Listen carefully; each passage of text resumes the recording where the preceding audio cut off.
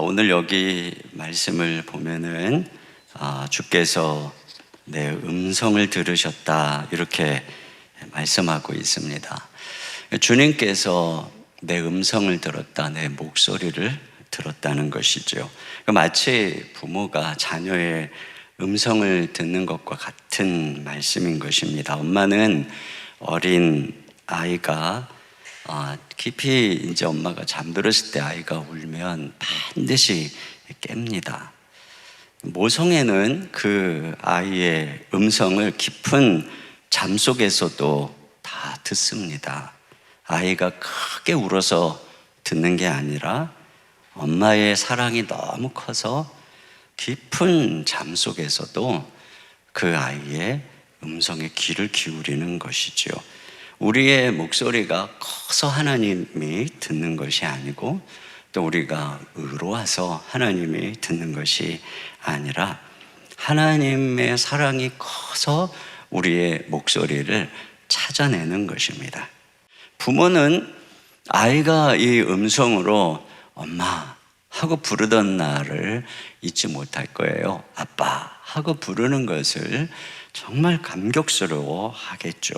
하나님도 마찬가지입니다. 영적으로 죽어서 전혀 하나님을 아버지라 부르지 못하던 우리가 어느 날 하나님을 아버지, 아빠 이렇게 하나님 아버지 하고 부를 때 하나님께서는 그 목소리를 너무 기뻐하는 것이죠. 여러분, 우리가 입을 열어서 하나님을 부를 때, 하나님을 아빠라고 부를 때 이렇게 주님의 마음은 가슴 설레이는 거예요. 우리가 늘 다른 사람만 부르고 다른 말만 하다가 우리가 문득 하나님 아버지를, 아빠를 부를 때 자주 부르면 더 좋으시겠죠. 그리고 그 사랑스러운 아이가 그 음성으로 엄마 아빠에게 부르면서 요구하는 것을 부모님은 다 들어주죠. 우리를 향한 하나님의 사랑이 우리가 하나님께 요청하는 것을 듣게 하는 것이죠. 우리의 자격이 아니에요. 여기 보면은 내 음성이라고 그러죠. 내 음성.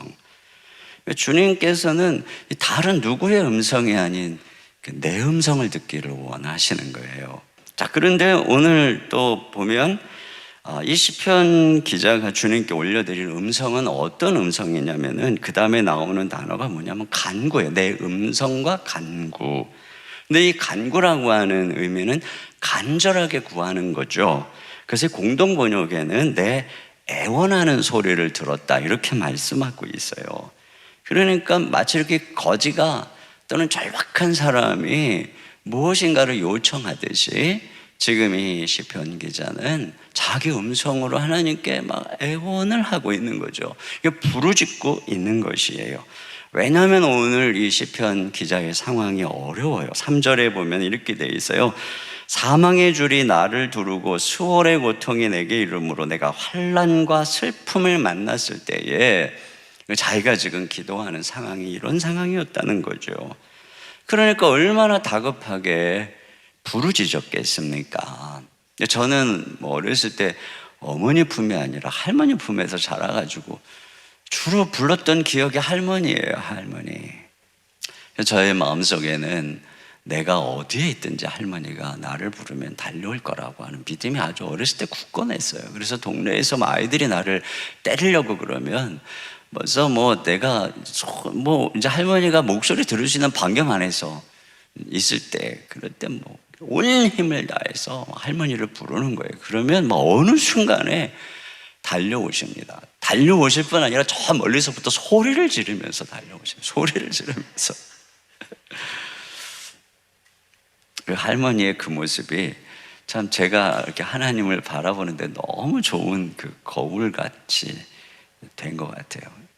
그 뭐가 그렇게 달려오게 하는 거냐면 마음속에 그 손자를 사랑하는 그 국률의 마음, 이게 막 불타오르는 것이죠.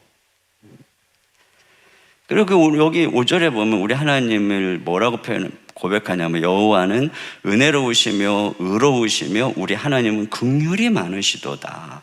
여기 보면 긍휼, 이거 여러분, 우리가 자녀를 사랑하면 이상하게 이렇게 불쌍해요. 그러니까 자녀가 조금만 불쌍한 표정만 지어도 그렇게 불쌍하고. 그런데 이 긍휼의 마음은 자녀가 다급할수록 이렇게 막 타오르는 거예요. 그래서 요엘서도 보면은 이스라엘 백성들이 고통 중에 부르짖을 때 요엘서 2장 18절 다 같이 한번 읽겠습니다. 시작.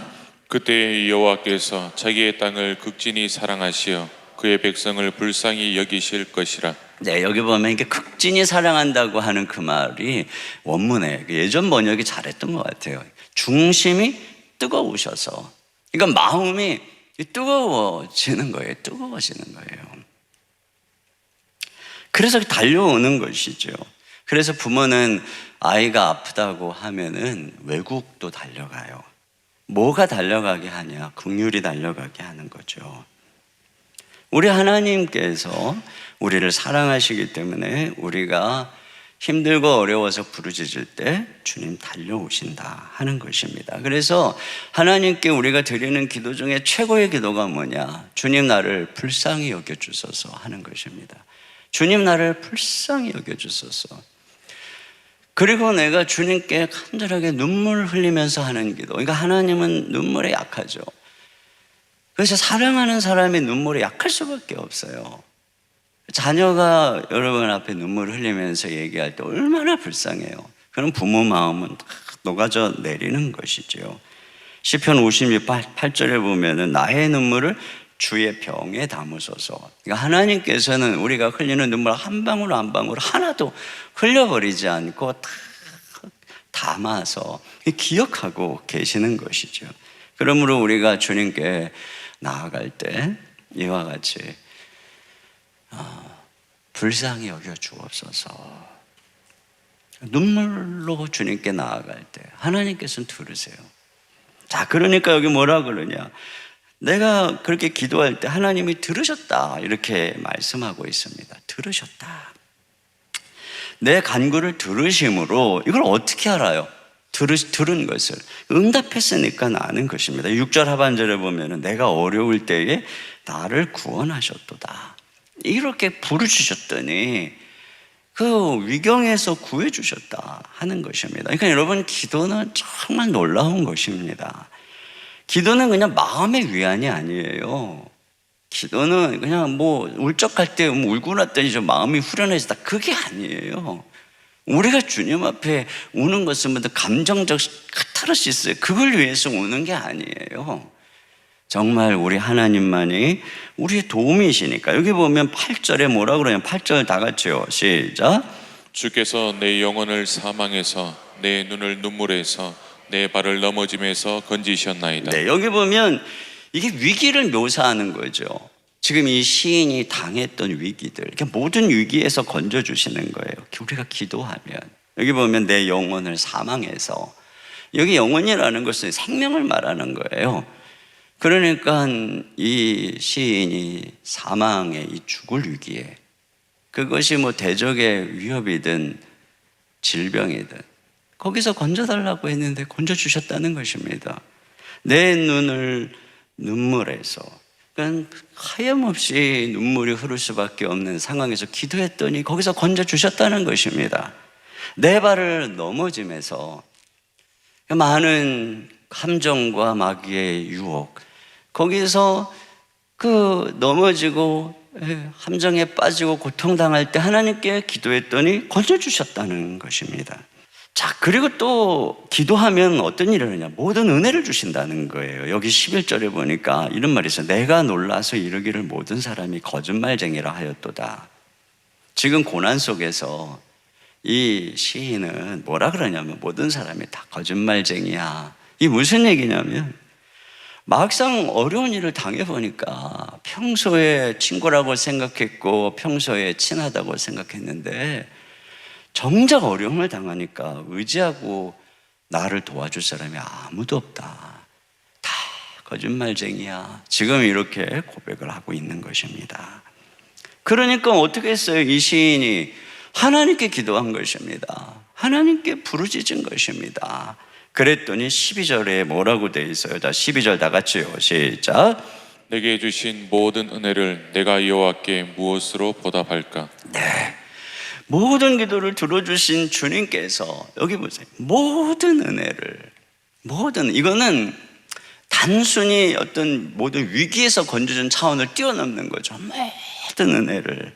그래서 여기 이 은혜라고 하는 이 단어, 이 은혜로 번역된 이 타그몰로히라고 하는 이 단어가 위에 7절에서 너를 후대하심이로다 라고 쓴 바로 그 단어하고 같은 어근을 가진 단어예요. 그러니까 하나님께서 내가 기도했더니 나를 후대해 주셨다. 그랬더니 여기 시편 기자가 또 뭐라 그러냐면, 그래서 자, 여호와께서 내 음성과 내 간구를 들으심으로 내가 그를 사랑하는도다, 이렇게 고백하고 있어요. 여러분, 부모가 왜 자녀를 사랑하죠? 부모가 자기에게 많은 은혜를 베푸니까, 자기 목소리를 듣고 또 필요를 도와주니까 부모를 사랑하는 거예요. 물론 우리가 부모를 우리한테 뭘 해줘서만 사랑하는 건 아니죠. 가난한 부모라 할지라도 나를 낳아주시고, 낳을 때 뭐 얼마나 해산의 고통이 큽니까? 낳아주시고 길러주셔서 그 한 가지로 부모를 사랑하죠. 그러나 그 부모님이 내 음성에 귀를 기울이고 위기 때에 달려오시고 늘 나에게 잘해주면 나는 부모님이 나를 목숨 걸고 낳아주신 그 사랑을 날마다 느끼게 되는 거잖아요. 마찬가지예요. 우리가 예수님이 십자가에서 죽으심으로, 그러니까 하나님의 우리를 향한 사랑의 절정은 십자가에서 이미 나타났어요. 그리고 그 사랑을 우리가 성령 안에서 알 때 그 사랑이 얼마나 큰지를 우리는 알게 되는 것입니다. 그런데 아들을 아끼지 아니하고 내어주시니가 그 아들과 함께 모든 것을 우리에게 주시지 않겠느냐, 이렇게 말씀하셨습니다. 그래서 우리에게 아들을 주신 하나님 아버지에게 우리의 삶의 힘들고 어려운 고난 속에서 나아가서 이렇게 오늘 시인처럼 부르짖으면 하나님 아버지가 달려오시고 우리의 목소리를 너무나 기뻐하시고, 그래서 힘들 때마다 아버지께 기도하고 또 뭘 주시면 감사하고 찬양하고 그러면서 하나님과 늘 대화하고 교제하고 이 기도하는 이 삶을 통해서 우리는 비로소 하나님의 이 아들을 주신 놀라운 사랑이 내 삶 속에 순간순간 다시 느껴지고 깊어지고 이렇게 되는 거예요. 이게 이렇게 떨어져 있는 게 아니에요. 그래서 이 시인이 이렇게 고백한 2절 다 같이 읽겠습니다. 2절 시작. 그의 귀를 내게 기울이셨으므로 내가 평생에 기도하리로다. 네, 그러니까 이렇게 내게 힘들 때 귀를 기울여 주셨기 때문에 내가 평생 기도하겠다라고 고백하거든요. 지금 이 말은요, 내가 어려울 때만 기도하겠다는 게 아니에요. 내가 어려울 때 하나님이 내게 귀를 기울여 주셨기 때문에 내가 평생 기도하겠다. 이것은 지금 이 고백을 하는 순간은 이 시인이 모든 위기에서 벗어난 상황이에요. 그래서 뒤에 보면은 하나님께 감사하고 서원의 제사를 드리겠다고 하는 것을 보면 시인은 이제 하나님의 후대함 속에 있는 거예요. 근데 자기가 이 평안한 때도 평생 기도하겠다, 이렇게 고백하고 있어요. 이건 제가 세 가지로 묵상하면서 생각해 봤어요. 하나는 뭐냐면 더 큰 은혜를 구하겠다, 또 이렇게 제 마음속에 묵상이 되었어요. 지금까지 하나님이 베풀어 주신 은혜에 만족하지 아니하고 내가 더 큰 은혜를 구하겠다. 또 이것은 고난의 때보다 이 평안과 성공의 때 위험이 더 많기 때문에 평생 기도해야 한다는 것이죠. 그리고 또 하나, 이것은 이 시편 기자가 기도의 행복을 아는 거예요. 기도가 단지 문제 해결의 도구가 아니라 사랑하는 하나님과의 교제구나. 그러니까 주님 앞에 무릎을 꿇으면 내가 내 목소리로 하나님께 내 문제를 구하고 하는 것도 정말 좋은 시간이지만 사랑하는 하나님과 대화하고 사랑하는 하나님과 교제한다는 게 이게 너무 행복한 거죠. 그래서 지금 시인이 고백하는 거예요. 평생 기도하겠습니다. 고 박윤선 박사님이 이런 얘기를 했어요. 이분이 정말 위대한 성경학자이면서 위대한 기도의 사람으로 알려진 분인데 이런 얘기를 했어요. 모든 시간은 기도하기 위하여 주어진 시간입니다. 분침과 초침의 움직임을 볼 때 거기에 따라 우리의 가슴 속에서도 기도가 움직여야 하겠습니다. 우리의 존재하는 모든 시간이 기도. 그래서 바울도 항상 기도하라, 쉬지 말고 기도하라고 성경은 늘 얘기하고 있는 것이죠. 자, 오늘 이 말씀을 기억하면서 우리 같이 좀 기도했으면 좋겠는데, 우리 음성에 귀를 기울이시는 하나님을 생각하면서 우리 주만 바라볼 줄 이 찬양을 주님께 드리며 나가겠습니다.